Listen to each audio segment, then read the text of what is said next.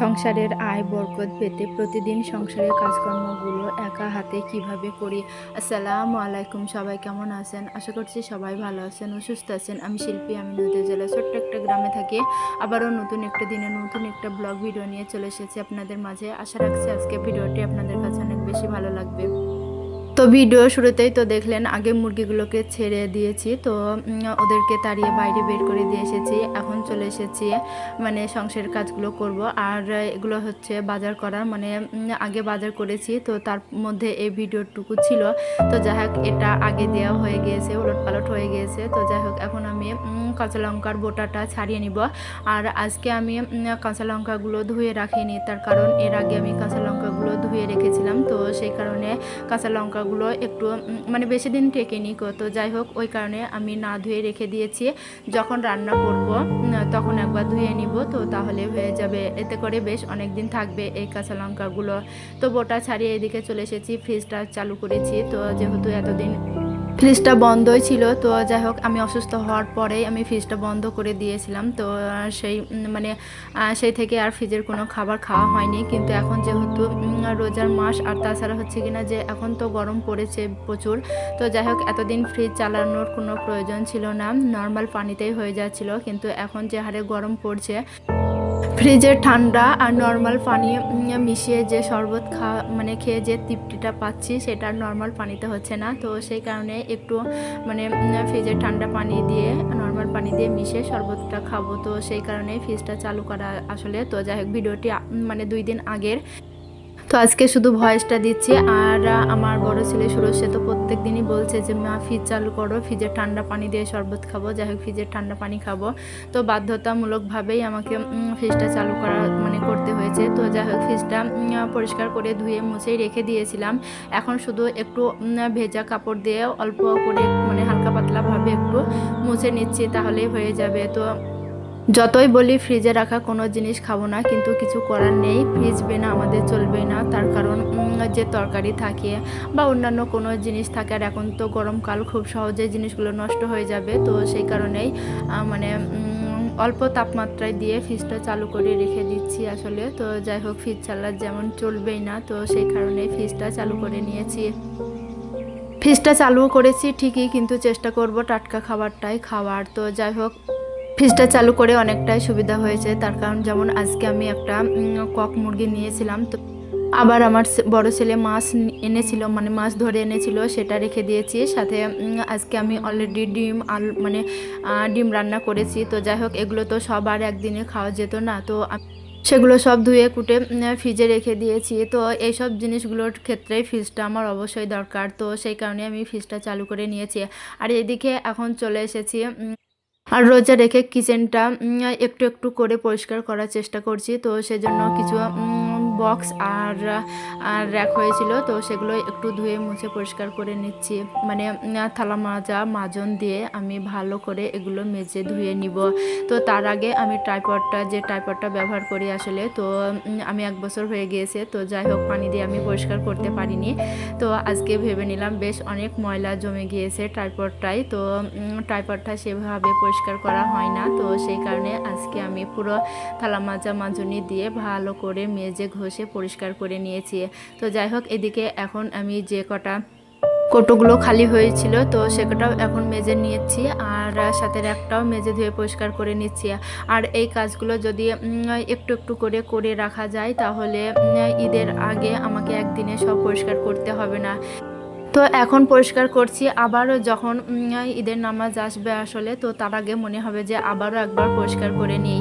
কিন্তু সেটা তার সম্ভব নয়। এই তো মানে রোজার আগেই আমি এগুলো পরিষ্কার করে নিয়েছি, প্রায় 1 মাস হয়ে গেছে। তো আবারও আমাকে ঈদের আগে আবারও একবার পরিষ্কার করতে হবে। তো যাই হোক, এইভাবে পরিষ্কার করতে গিয়ে মানে অনেক কাজই আমাদের করতে হয়। তো এই কাজগুলো তার বেটা ছেলের চোখে যায় না, তাই না? সাথে পানির জারটাও আয়রন তোলা দিয়ে পরিষ্কার করে নিয়েছি। আর আমি যখনই কিচেনে যাই রান্না করতে, তো যাই হোক, এই ঝুড়িটার দিকে আমার বেশি নজর যায়, যেহেতু লাল কালার। আর তাছাড়া অল্প একটু ধুলোবালি পড়লে মনে হয় যেন অনেক বেশি হয়ে গিয়েছে। তো যাই হোক, এরকম অনেকই কাজ থাকে যেগুলো মনে হয় যে প্রত্যেক দিন করি, কিন্তু প্রত্যেক দিন করা তো আর সেগুলো সম্ভব হয় না, তাই না? তো সেজন্যই মাঝে মধ্যে এরকম করে কলের পাড়ে নিয়ে এসে একটু থালা মাজার সাবান দিয়ে ভালো করে মেজে ঘষে পরিষ্কার করে নিলে বেশ চকচকে ঝকঝকে থাকে এবং একদিনেও সব করতে হবে না।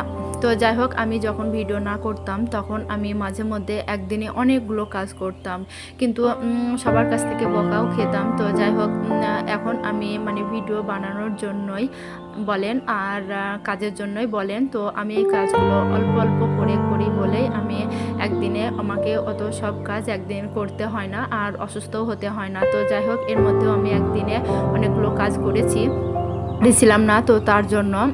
কিন্তু আগে আমি যখন আমার মায়ের বাড়ি থাকতাম, আসলে হাজব্যান্ড কাজের উদ্দেশ্যে বাইরে গেলে, তো তখন 3 মাস কি 6 মাস পর পর আমি আমার শ্বশুর বাড়িতে আসতাম মায়ের বাড়ি থেকে। তো তখন আমি এরকম করে একদিনে অনেকগুলো কাজ করতাম একদিনেই। তো আমার শ্বশুর শাশুড়ি বা অন্যান্য মানুষ যাই বলেন, আমার হাজব্যান্ড তো আমাকে খুবই বকতো যে একদিনে সব কাজ করার কি দরকার, অল্প অল্প করে করবে। আমি আগাগোড়ায় পরিষ্কার পরিচ্ছন্ন থাকতে ভালোবাসি, তো সেই জন্য আমার যেখানেই অপরিষ্কার মানে দেখতাম আর কি, মনে হতো যেন এই জায়গাটা আমি পরিষ্কার করে নিই, তো এই কাজটা আমি করে নিই। এইভাবে আমার অনেকগুলো কাজই একসাথে করা হয়ে যেত।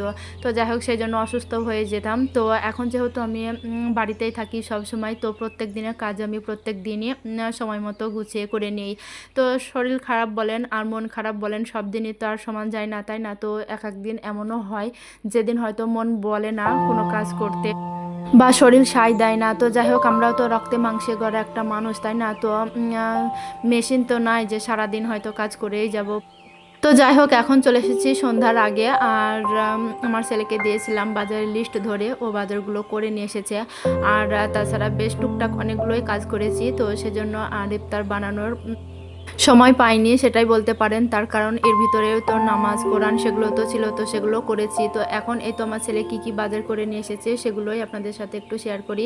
এখানে চিড়ে, সেমাই, চিনি, তারপরে আঙুর ফল মানে 3-4 রকমের ফল, 1 কেজি আলু, তারপরে এখানে রয়েছে 1 কেজি পেঁয়াজ। যেহেতু আমার পেঁয়াজ শেষ হয়ে গিয়েছে, তো আমি তো পেঁয়াজটা কেজি কেজি হিসেবেই কিনে আনি। তো যাই হোক, এখন আমি বাজারগুলো গুছিয়ে নিচ্ছি।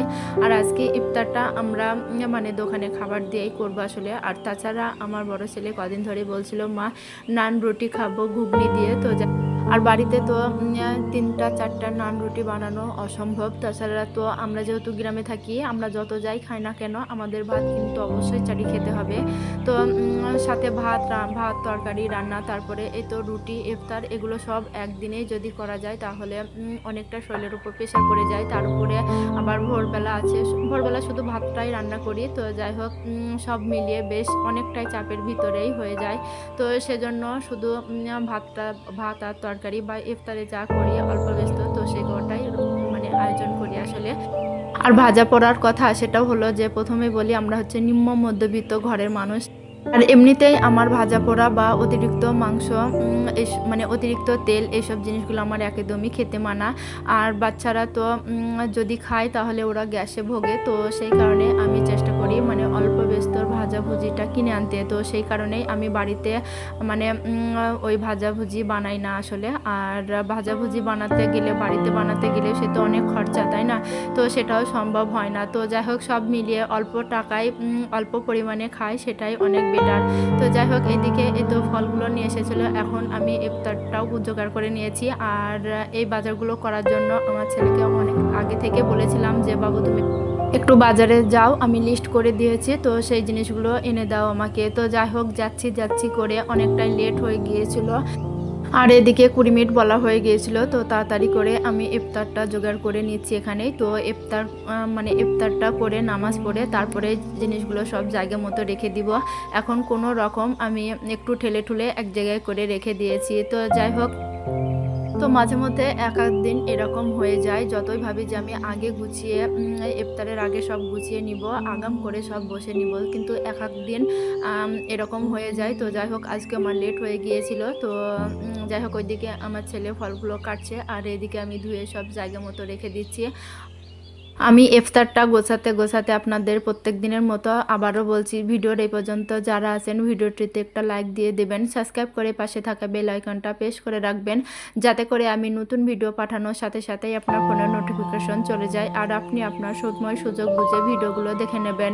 আর অলরেডি এই কাজটা যারা করে দিয়েছেন আপনাদের জানাই অসংখ্য অসংখ্য ধন্যবাদ। ভিডিওতে ভিউজ যেমনই হোক না কেন, লাইকের পরিমাণ একদম কমে গিয়েছে। তো যাই হোক, আপনাদের একটা লাইক দিতে আপনাদের যে কি কষ্ট হয় আমি জানি না। তো যাই হোক, ভিডিওটি বানাতে অনেক বেশি কষ্ট হয়, তো তাই দয়া করে বলছি, প্লিজ ভিডিওটি যখন অন করবেন আগে একটা লাইক দিয়ে দিবেন। তো যাই হোক, এ তো আমি কিছু কিছু ফল ইফতারের জন্য নিয়েছি, আর কিছু ফল আমি ফ্রিজে বক্সে করে রেখে দিব, তার কারণ এতগুলো জিনিস তো একদিনে খেলে হবে না, তাই না? তো সেজন্য যেটুকু পরিমাণ নেওয়ার মতো সেটুকু নিয়ে নিয়েছি, আর বাকিটা আমি ফ্রিজে রেখে দিচ্ছি। আর আজকে ভিডিওটি এখানেই শেষ করছি, দেখা হবে অন্য কোনো ব্লগ ভিডিওতে। ততক্ষণে ভালো থাকবেন, সুস্থ থাকবেন। আল্লাহ হাফেজ, আসসালামু আলাইকুম।